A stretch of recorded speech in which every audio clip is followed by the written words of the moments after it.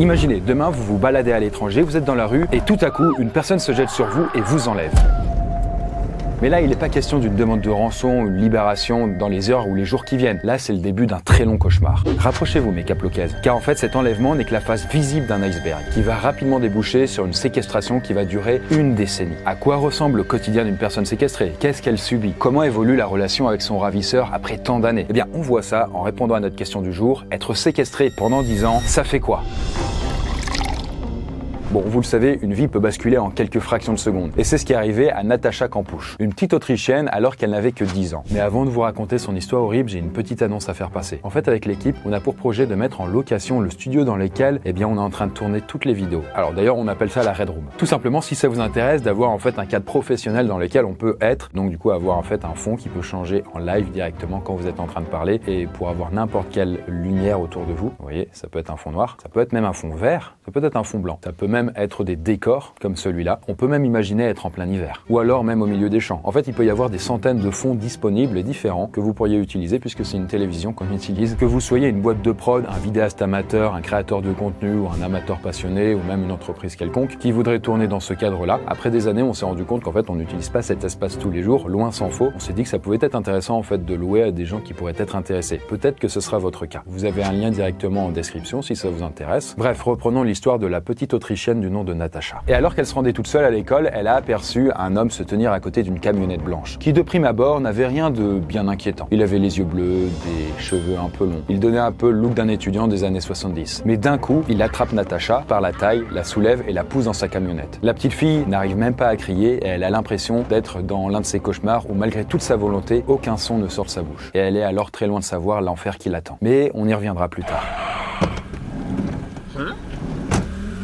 D'ailleurs, avant de continuer et d'entrer dans les détails, je préfère vous prévenir, mais la vidéo ne sera pas forcément facile à regarder. On va donner des détails précis, glaçants et traumatisants, tout en se basant sur des témoignages de personnes qui ont été, séquestrées. Du coup, si vous avez des traumas liés de près ou de loin à ce type d'événement, je vous conseille de pas aller plus loin, d'aller checker une autre vidéo. Par exemple, celle-là ou celle-là, ça passe. Celle-là, par contre, pas trop. Bon, dans la majorité des cas, les enlèvements se font de la sorte, alors que l'enfant est isolé, que ce soit à un arrêt de bus ou dans la rue en train de marcher. Après, pour les adultes qui se font enlever, parce que c'est possible, bien sûr, la méthode change parfois où il est peut-être plus question là de drogue. Comme par exemple l'affaire de la chanteuse de filles qu'on abordera plus tard. En tout cas, la peur, le doute et l'incompréhension sont les premières choses qui vous submergent. Avec une seule question, qu'est-ce qui va vous arriver? Est-ce que la personne qui vient de vous enlever va vous garder pour elle? Est-ce qu'elle va vous donner à quelqu'un d'autre? Est-ce que vous allez subir des violences physiques, sexuelles? Va-t-il vous tuer pour X raisons? En tout cas, le fait de ne pas savoir, d'être impuissant par rapport à ça, ça vous plonge dans un état d'effroi total.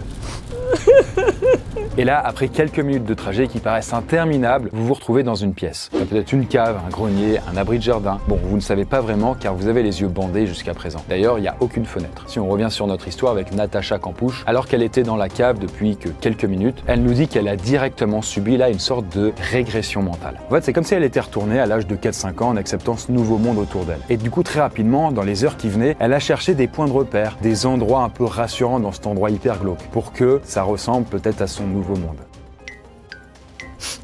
À ce moment-là, l'enfer ne fait que commencer et on ne sait même pas encore si on sera en vie le lendemain. Et même si c'est le cas, on n'a aucune idée de comment les prochains jours ou semaines vont se dérouler. Alors on a pris les devants, ça fait pas quelques jours ou même quelques semaines, mais plusieurs mois que vous êtes enfermés. Comme c'est le cas avec notre cobaye Gustave, qui s'est bien fait kidnapper. Mais c'est super ça! Et il a jamais quitté la pièce dans laquelle son ravisseur l'a foutu. Il est cantonné à une dizaine de mètres carrés, sans doute dans un sous-sol, où il a un lit, un lavabo, des toilettes et même une plaque de cuisson. Parce que ouais, même si là, notre cobaye n'a que une dizaine d'années, il doit se faire à manger tout seul. Et globalement, c'est un peu comme une cellule de prison. Il passe la quasi-totalité du temps seul, n'ayant aucune nouvelle de son ravisseur pendant plusieurs jours parfois. Et du coup, là, une question évidemment le taraude, surtout après tous ces mois, pourquoi lui? Pourquoi est-ce moi qui ai été la victime? Pourquoi m'avait-il choisi? Le motif de ce crime était difficile à saisir et je cherchais une réponse. Il fallait que cet enlèvement ait un sens, une logique, quelque chose de plus qu'une simple agression imprévue contre moi. Et dans d'autres cas de séquestration, il n'est pas question de ravisseurs inconnus, parce que certaines personnes peuvent être séquestrées par leur propre famille. C'est ce qui était arrivé à Maria Monaco, une jeune italienne qui avait été séquestrée par sa propre famille dans la maison familiale pendant 18 ans. La raison toute simple là, en fait elle était tombée enceinte sans être mariée au père, ce qui n'a visiblement pas du tout plu à sa mère, ni même à son frère, ni même à sa sœur. Là, sa punition à elle, c'était que du coup elle accouche, l'enfant lui grandit naturellement, il est éduqué par la famille, par contre elle doit rester dans sa chambre pendant près de 2 décennies, sans rien pouvoir faire. Et finalement, suite à un appel anonyme, on sait pas qui, peut-être les voisins, eh bien elle sera libérée par des policiers et retrouvée du coup dans un état psychologique catastrophique. D'ailleurs, au niveau des stats, c'est assez compliqué d'en avancer. Mais on estime qu'il y a plus de 1000 disparitions inquiétantes de mineurs chaque année. Et là, heureusement, la majorité sont retrouvées dans les 48 heures suivant la disparition. Et donc lui, notre cobaye Gustave, ne sait pas si on va demander une rançon pour sa libération, s'il va être vendu à quelqu'un ou s'il va être utilisé pour des choses beaucoup plus sombres et malsaines. Et après plusieurs mois à être complètement désorienté, comme c'est le cas avec beaucoup de victimes, là notre cobaye a pu obtenir son ravisseur un calendrier pour se situer dans le temps. Et grâce à ce calendrier, tour à tour, il va pouvoir voir son premier anniversaire sans sa famille, son premier Noël, son premier Nouvel An. Et du côté de la petite Natacha, son premier Noël a bien sûr été glaçant, même si son ravisseur lui a accordé un petit sapin en plastique qu'elle avait pu décorer de façon assez sommaire. Mais le soir de Noël, elle l'a passé toute seule, en s'efforçant de ne pas penser à sa famille. En fait, elle ne le savait pas encore à ce moment-là, mais elle allait bien entendu passer tous les prochains Noëls de la même façon, toute seule, dans la cave. Car son ravisseur, lui, se permettait de le passer avec sa famille. En tout cas, vous l'avez remarqué, jusqu'ici, le ravisseur a plutôt été gentil, à toute proportion gardée. En effet, parce que en ce qui concerne les enfants qui sont séquestrés, souvent, on leur donne de quoi s'occuper, avec des feuilles, des stylos dans un premier temps, puis des mangas, d'autres bouquins. Et en vrai, ça arrive souvent que le ravisseur leur offre une peluche, plus ou moins grosse, du coup, comme s'ils étaient à la maison. De sorte à ce qu'ils passent quand même un moment horrible, mais pas complètement, quoi. Et même plus récemment, il y avait des enfants à qui on offrait un iPod avec de la musique dessus. Attention, juste un iPod, jamais un iPhone ou un truc qui permettrait de contacter l'extérieur, bien sûr. Et dans la foulée, il n'y a pas non plus de radio pour se raccorder au monde réel. Parce que le ravisseur, quand il fait ça, il veut vraiment que le cobaye, la victime, se sente abandonné, oublié, quoi. Et là, d'ailleurs, malheureusement, c'est le cas, puisque après plusieurs semaines de recherche, souvent, les forces de l'ordre cessent leurs opérations, et ce qui fait que, comme c'est le cas là, au bout de 6 mois, tout le monde nous a oubliés, et on considère qu'on est perdu, probablement mort quelque part, quoi. D'ailleurs, dites-vous que ce genre d'expérience, de séquestration ou isolation, certains se l'infligent volontairement, comme avec l'émission Total Isolation, où quand même 6 volontaires ont été enfermés dans un abri anti-atomique pendant 2 jours. Bon, ça va, c'est pas non plus aussi hardcore. À l'issue de l'expérience, certains ont parlé d'hallucinations auditives ou même visuelles, et d'ailleurs parfois ils ne pouvaient même pas répondre à des questions simples comme trouver un mot qui commence par F. En fait, tous étaient également plus influençables, et même l'un des participants a perdu à peu près un tiers de sa mémoire. Et tout ça en à peine du coup 48 heures. Donc imaginez un peu l'état de notre cobaye qui est très très loin de la fin de son calvaire. Et d'ailleurs, passer autant de temps enfermé tout seul, coupé de tout et dans un si petit espace, ça a des répercussions psychologiques et physiques. On parle de problèmes de perception, de perturbations des sens physiques, mais également de difficultés à s'exprimer, à suivre des conversations. Et ça peut même aller jusqu'au fait de développer moins de sentiments. En fait, les personnes qui ont été séquestrées très jeunes peuvent avoir un retard de développement car leur cerveau n'est pas entièrement formé. Mais ce n'est que quelques exemples car la liste est très très longue. Ces conditions stressent le corps et l'esprit. On va avoir des douleurs chroniques, des troubles digestifs, des troubles du sommeil et des troubles hormonaux. À long terme, cela provoque d'autres problèmes, comme des troubles sociaux. Si la personne est enfermée jeune, elle n'aura pas intégré les codes sociaux et ne les comprendra pas, ce qui est très handicapant. Mais adultes comme enfants vont avoir tendance à développer de l'anxiété sociale. On peut voir aussi le développement de troubles dépressifs et de l'humeur. En fonction de la durée de la séquestration, il est même possible de perdre certaines facultés cognitives comme la mémoire, les capacités de réflexion ou de prise de décision. Et la liste est encore longue. Et là, petit à petit, en fait, les victimes qui sont dans ce genre de cas, la plupart du temps en plus c'est des enfants, ils commencent à perdre l'espoir d'être libérés un jour. Et d'ailleurs, ils finissent par croire, notamment avec les paroles de leurs ravisseurs, que leurs parents les ont oubliés, que plus personne ne pense à eux ou n'est à leur recherche. D'ailleurs, cette perte d'espoir a également été partagée par ces 3 personnes-là que vous voyez, qui ont été séquestrées toutes les 3 ensemble pendant 10 ans à Cleveland. Malheureusement, lors de leur disparition, la police avait écarté toute possibilité d'actes criminels. Bon, perdu, voilà. Et donc, de fait, quand elles ont été découvertes, saines et sauves, une décennie plus tard quand même, ça a vraiment suscité une véritable surprise et aussi un soulagement, quoi. On disait, finalement, la police s'est courée, quoi. Tout le monde, en fait, à ce moment-là, les pensait littéralement mortes, quoi. Imaginez, ça a quand même fait la une. Et le problème avec notre cobaye, c'est que sans le savoir, il n'est qu'au début de son calvaire. Et si certaines choses vont changer en bien, son ravisseur, lui, va montrer une toute autre facette. Eh bien oui, je peux vous le dire, il y a de l'eau qui a coulé sous les ponts. Beaucoup d'eau même, puisque là ça fait 5 ans en fait qui sont passés depuis que notre cobaye a été enlevé. Et malheureusement, après tout ce temps-là, il s'est habitué à sa nouvelle condition.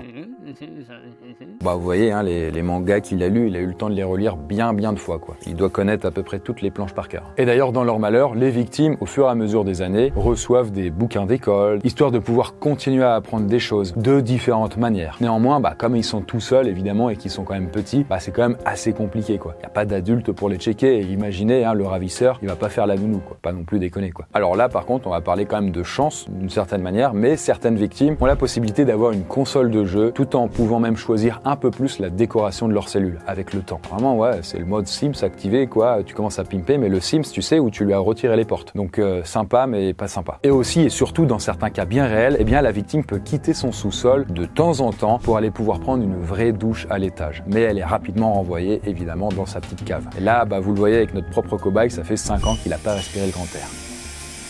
Et à partir de ce moment-là dans la vidéo, peut-être que vous vous demandez, mais pourquoi le ravisseur, qui est d'ailleurs la plupart du temps un homme, bien il fait tout ça? Pourquoi il garde un gamin ou un adulte aussi longtemps dans un endroit où il peut pas sortir? Il ne demande pas de rançon ou ce genre de choses. Eh bien, il peut y avoir plusieurs raisons, mais on en parlera évidemment à la fin. Mais bon, là, le problème dans le cas présent, c'est qu'avec tous ces nouveaux avantages que le ravisseur offre à sa victime, ça lui donne aussi un moyen de pression supplémentaire. Et en fait, ça fait que si la victime n'est pas sage, notamment parce qu'elle grandit, elle devient petit à petit un adolescent, eh bien, le ravisseur peut la priver de certains de ses avantages. Du coup, là, notre victime, notre cobaye grandit et qui devient lui aussi ado, le ravisseur peut avoir moins de scrupules, par exemple, à lui mettre une baffe ou alors avoir recours à de la violence physique, même différente, plus hardcore, pour le faire taire. Et cette bascule d'ailleurs dans la violence, Natacha l'a aussi vécu. En fait, ça avait commencé avec un sac de ciment qui s'était pris sur la tronche après que son geôlier ait pété un plomb. En fait, pour la petite histoire, il l'avait forcé en fait à l'aider à faire des rénovations dans son appart. Et comme elle n'était pas très efficace, ça l'avait un peu énervé. Et une autre fois, Natacha a réagi trop lentement selon son ravisseur. Et ce dernier, qui était un peu sanguin, lui a lancé un cutter dessus qui a fini planté dans son genou. Et le premier réflexe qu'il a eu suite à ça, c'était de lui hurler dessus à Natacha parce qu'elle commençait à foutre du sang partout. Et pour ce qui est de notre cobaye, il a une chance, façon de parler, puisqu'il évite les sévices sexuels et donc visiblement il n'a pas été enlevé lui pour ça. Et en tout cas, s'il est évidemment impossible d'avoir des chiffres précis, c'est malheureusement un paramètre qui revient souvent, quel que soit l'âge ou même le sexe de la victime, le fait d'être abusé sexuellement, j'entends. Par exemple, c'était arrivé à une jeune américaine de 19 ans, parce que cette dernière avait passé plus de 6 mois séquestrée dans un camion, où elle a subi plusieurs dizaines de lors de sa captivité. Et d'ailleurs, histoire d'ajouter encore une touche de glauque, son ravisseur, qui était fan de vampires, lui a limé les dents pour qu'elle ait des canines bien proéminentes. Et lui, il n'était pas rare qu'il porte un dentier de vampire lorsqu'il abusait d'elle. Heureusement, si on peut dire, en fait, son ravisseur a fini par être arrêté à un péage suite à un contrôle. Et la jeune femme a pu être libérée. Et en tout cas, si à première vue, quand on séquestre quelqu'un, notamment un gamin, on imagine c'est un gamin anonyme qu'on va choper dans la rue, eh bien en vrai, ce n'est pas tout le temps le cas, et en fait, ça peut aussi toucher des adultes et aussi des célébrités. Le jour de mon anniversaire, j'ai été droguée alors que je mangeais au restaurant. J'ai ensuite été droguée durant 4 semaines et j'ai voyagé dans un pays étranger. Je ne me souviens pas être montée dans l'avion et je me suis retrouvée à l'arrière d'un véhicule. J'ai été enfermée dans une chambre d'hôtel et l'agresseur est revenu et m'a avant de retourner un peu plus tard au Royaume-Uni avec moi, en me menaçant en permanence de me tuer si je tentais quoi que ce soit. Suite à cette expérience, j'ai envisagé de changer de nom et d'apparence pour disparaître complètement et vivre dans un autre pays. Et j'ai été hantée par des pensées suicidaires pendant très longtemps. Mais bon, avec le temps et selon la façon dont la victime est traitée par les ravisseurs, on peut parler là du syndrome de Stockholm. Et globalement, si vous ne connaissez pas ce syndrome, c'est le cas où les victimes commencent à développer de la sympathie, de l'affection, voire même de la pitié pour les gens qui les ont kidnappés. Et ça peut arriver aussi bien sur un enlèvement de longue durée, comme là des mois ou des années, que dans des prises d'otages qui sont beaucoup plus courtes. Et c'est du côté de la prise d'otage qu'il faut regarder plus en détail si on veut savoir l'explication du syndrome. Remontons en 1973, là à Stockholm donc, pour assister à une prise d'otage, dans une banque et par un certain Jan-Erik Olsson, qui sera ensuite rejoint par Clark Olofsson, dont le premier a obtenu la libération. Et là, pendant près de 6 jours, 4 otages sont retenus prisonniers, mais plus le temps passe et plus les otages vont avoir peur de la police et non pas des preneurs d'otages. En fait, les preneurs d'otages ont l'air moins dangereux pour eux que les forces de police. D'ailleurs, après leur libération, parce que tout le monde va être libéré, il n'y aura aucun mort, et en fait, les otages ont même refusé de témoigner contre les preneurs d'otages. Là, à partir de là, on a un peu bugué dans l'opinion publique, et on a alors un criminologue et psychiatre du nom de Niels Bejerot qui a démocratisé le terme et qui a mis un nom sur cette situation, où tu deviens presque in love en fait de ton agresseur, en mettant en avant plus le côté lavage de cerveau, mais automatique quoi.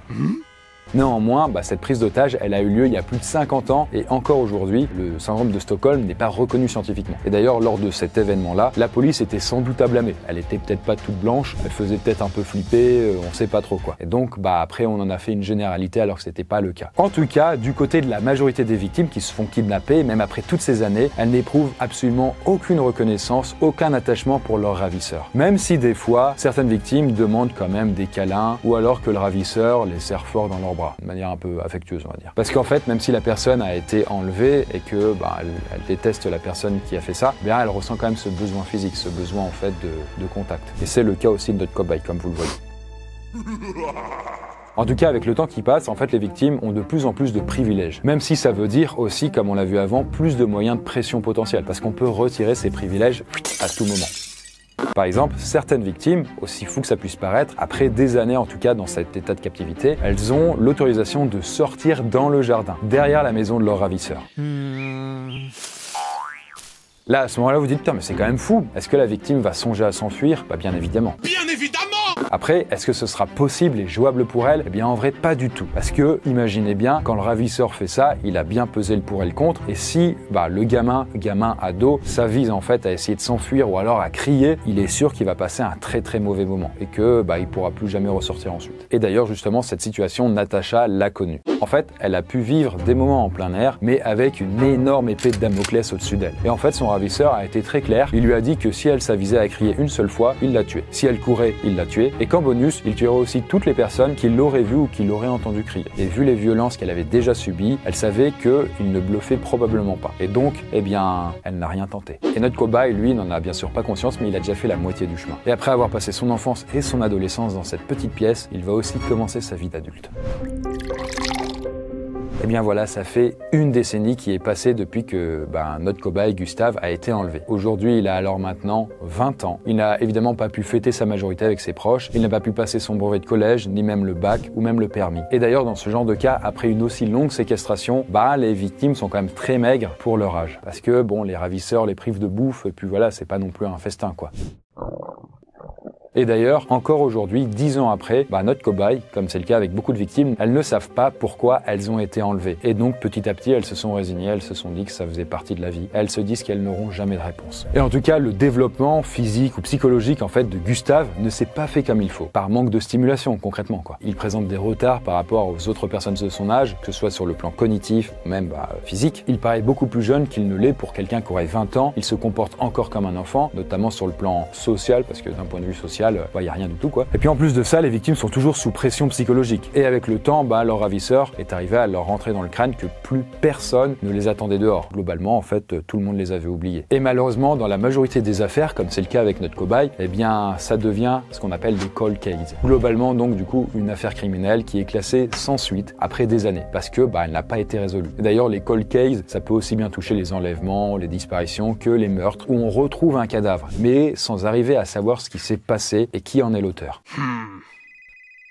Et en France, figurez-vous que, en fait, il y en a pas mal. Comme par exemple l'histoire de Hossein Batouche qui a disparu alors qu'il avait 9 ans. Et c'était en 99. Et donc ce garçon a été retrouvé mort 1 mois plus tard, mais le crime n'a jamais été élucidé. Et en tout cas, en ce qui concerne le cold case le plus intriguant, c'est sans doute celui qui concerne la disparition de la famille Méchineau. Parce que dans la nuit du 24 décembre 72, après avoir fêté Noël, Jacques, Pierrette et leurs 2 enfants disparaissent sans laisser aucune trace. Une enquête a été faite, bien sûr, mais ça n'a rien donné, donc elle a été fermée. Puis, elle a été réouverte à plusieurs reprises, mais elle n'a jamais donné aucun indice, aucune preuve. On n'a retrouvé ni leur corps, ni leur voiture. Ça peut paraître fou, mais dans la majorité des cas, les policiers viennent interroger en fait le ravisseur. Par exemple, la gamine Natacha, des policiers étaient passés à 2 reprises dans la maison du ravisseur. Mais bon, quand même, je vous le dis, mais ça se passe au tout début, dans les premières semaines en fait. Non. Il est courant de faire appel à des reconstitutions pour plusieurs raisons, comme recréer la chronologie de l'événement, identifier des points clés et potentiellement les incohérences ou les différences entre les versions des témoins. Pour les affaires d'enlèvement, cela permet de visualiser le parcours qu'a emprunté la victime et si on a des soupçons sur le ravisseur et son parcours à lui, et voir comment il y a pu avoir des interactions entre eux. Bien évidemment, ces reconstitutions ont des limites, mais ça ne coûte rien et ça peut parfois débloquer des situations. Et pour les cas de séquestration très longs, au bout de longues et longues années, les victimes songent alors à la mort. Elles pensent alors mettre fin à leur jour car elles voient très clairement vraiment ça comme une porte de sortie. Et de toute façon, aux yeux de leurs proches, ils sont déjà disparus et morts depuis très longtemps. Néanmoins, l'une des choses qui peuvent les raccrocher à la vie, c'est le poste de radio qu'elles reçoivent de leurs ravisseurs après plusieurs années de captivité. En fait, les ravisseurs attendent quand même plusieurs années, histoire que du coup ça fasse bien une cold case et donc que plus personne ne parle de leur affaire, pour éviter qu'il y ait tout espoir qu'ils puissent se raviver. Pas non plus déconner. Là, c'est le cas par exemple avec notre cobaye Gustave, qui a pu avoir accès à sa petite radio et il a pu se tenir globalement au courant de ce qui se passe dans le monde, de certaines compétitions sportives, de certaines avancées technologiques. Ça l'a quand même un peu amusé, mais que visiblement il y a eu une période où les gens étaient tous confinés chez eux. Ça l'a doucement fait rigoler quand même. Néanmoins, très bizarre, mais quand les victimes ont accès à une radio et qu'elles peuvent donc entendre les informations, eh bien il y a beaucoup de vocabulaire qu'elles ne comprennent pas. C'est comme si du coup c'était presque une langue étrangère, parce que pendant 10 ans séquestrées, quand elles avaient commencé à l'être à 10 ans, elles n'ont pas grandi en fait avec leur époque, littéralement parlant. On va parler de la semaine à venir avec le brin de muguet, mercredi 1er mai. En tout cas, de l'autre côté, dans le monde réel, eh bien certains parents, même après toutes ces années, n'abandonnent pas. Comme un père de famille dont on a gardé l'identité anonyme, qui continue d'y croire pratiquement 30 ans après la disparition de sa fille. En fait, savoir ce qu'elle est devenue est vital pour lui et il se dit que de nouvelles pistes peuvent encore apparaître grâce aux analyses scientifiques qui évoluent. Et surtout, le dossier qui est toujours ouvert, donc ce n'est pas un cold case. Certes, il est conscient qu'il existe peu de chances qu'elle soit encore vivante, alors il essaye d'occulter la vérité qui est probablement bien dure à accepter et il essaye toujours de s'accrocher à l'espoir de la retrouver un jour, aussi petit soit-il. En tout cas, notre cobaye Gustave n'a aucune idée que ses parents continuent également de leur côté à le chercher, même si ça reste évidemment une minorité quand même des parents après tout ce temps-là. Et du coup, ils utilisent les réseaux sociaux en mettant des photos de lui dans les boîtes aux lettres ou en faisant appel à des détectives privés. En tout cas, son cauchemar continue, il est de plus en plus la victime de violences complètement arbitraires de son ravisseur, tout en étant de plus en plus exploité pour différentes tâches un peu partout dans la maison. Voilà, les victimes deviennent tôt ou tard à un moment de la main-d'œuvre, évidemment. Mais alors que notre cobaye pense qu'il va finir par mourir dans cette cellule, eh bien la chance va enfin tourner. Parce qu'après tant de temps passé dans les mains d'un ravisseur, l'espoir est clairement parti depuis longtemps. Tous les potentiels plans pour s'échapper ont été abandonnés depuis un bail, mais la plupart du temps, dans ce genre de cas d'enlèvement ou séquestration, où ça se termine par une libération quand même à la fin, c'est le destin qui vient donner un coup de pouce aux victimes. Nous étions dans le jardin et mon ravisseur a eu un coup de téléphone. Et plongé dans sa discussion, il s'est retourné et s'est éloigné de quelques mètres. J'étais alors seule et pour la première fois depuis le début de ma détention, mon ravisseur m'avait quitté des yeux. J'étais comme paralysée, comme enfoncée dans des sables mouvants. Et des images confuses ont commencé à traverser mon esprit. D'un coup, une voix à l'intérieur de moi me dit « Si tu avais été enlevé hier, tu courrais maintenant. Cours, cours, bon Dieu, cours !» Et je me suis alors précipitée sur la porte du jardin qui n'était pas fermée à clé. Et je suis arrivée à quitter la prison qui m'avait retenue pendant plus de 3000 jours. Et il se trouve que c'est de la même façon que notre cher cobaye va réussir à fausser compagnie à son ravisseur. Car maintenant qu'il a la vingtaine, il a un surplus de courage et là il profite d'un moment où il est seul pendant plusieurs minutes pour tenter le tout pour le tout en se barrant. Mais figurez-vous qu'en fait, il y a autant de libérations différentes que de cas de séquestration. Par exemple, en 2006, une jeune Française a été finalement déposée à l'hôpital par l'un de ses tortionnaires alors qu'elle avait perdu la majorité de ses dents et qu'elle était couverte de blessures et qu'elle ne faisait en fait à ce moment-là plus que 34 kilos. Pour une autre, JC Dugard, en 2009, c'est encore différent parce que son ravisseur sous contrôle judiciaire a fait de la propagande sur un campus pour créer une sorte de secte, ce qui a finalement attiré l'attention de la police avant de remonter jusqu'au FBI, ce qui permettra à JC d'être identifié et libéré au bout de 18 ans quand même. Après, du côté de Fusako Sano, une jeune japonaise, c'est parce que le ravisseur a commencé à être violent envers sa propre mère, donc la mère du ravisseur, que la situation a pu se débloquer. Suite aux violences que lui a fait subir son fils, n'était pas contente, donc elle a porté plainte. Là, les policiers se sont amenés chez lui et c'est comme ça qu'ils ont découvert en même temps du coup l'enlèvement. Et ça a mis 9 ans pour que Fusako soit retrouvée par hasard. En tout cas, si dans ces histoires, ça s'est bien fini pour les victimes, même si c'est au bout de tant d'années, gardez quand même en tête qu'en vrai, ce n'est pas la norme. Et la majorité du temps, elles ne sont jamais retrouvées. Ou alors retrouvées mortes.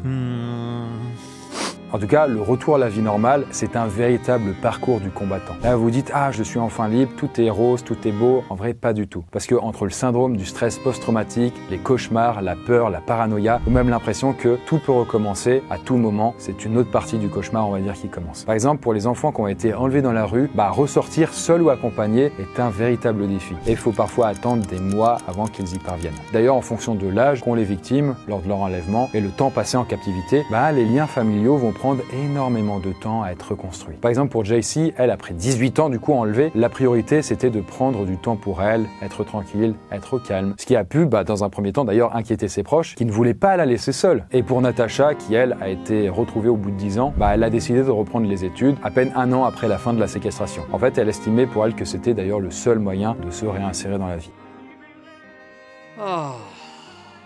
Et donc, du côté de notre cobaye, sans surprise, il va avoir besoin de temps pour reprendre le cours de sa vie normale, après qu'on lui a enlevé toute son enfance et toute son adolescence. Et pour la petite explication que je vous devais sur pourquoi en fait toutes ces personnes séquestrent, en vrai les raisons sont variées. Mais dans la majorité des cas quand même, faut pas se mentir, ils ont quand même un petit pet au casque. C'est-à-dire que il y a un trouble mental qui a pas été identifié, ils sont jamais allés dans un hôpital psychiatrique, ce genre de truc. Et donc, le fait de garder quelqu'un enfermé, d'une façon ou d'une autre, ça les aide en fait à se sentir mieux. C'est une sorte de substitut, mais ça ne guérit absolument pas, on est d'accord. Après, dans d'autres cas, évidemment, le fait de séquestrer la personne, mais du coup, on peut en abuser dans tous les sens du terme. À d'autres moments, même si ça arrive relativement vite, du coup, mais on demande une rançon, donc là, il y a vraiment un acte délibéré et quand même financier derrière. Voilà, ça vous donne une petite idée du phénomène. Et bien voilà la poiscaille. En tout cas, si vous avez été touché de près ou de loin par ce que je vous ai raconté, j'espère de tout cœur que vous êtes arrivé à vous en sortir et à vous reconstruire totalement. Sur ce, à plus.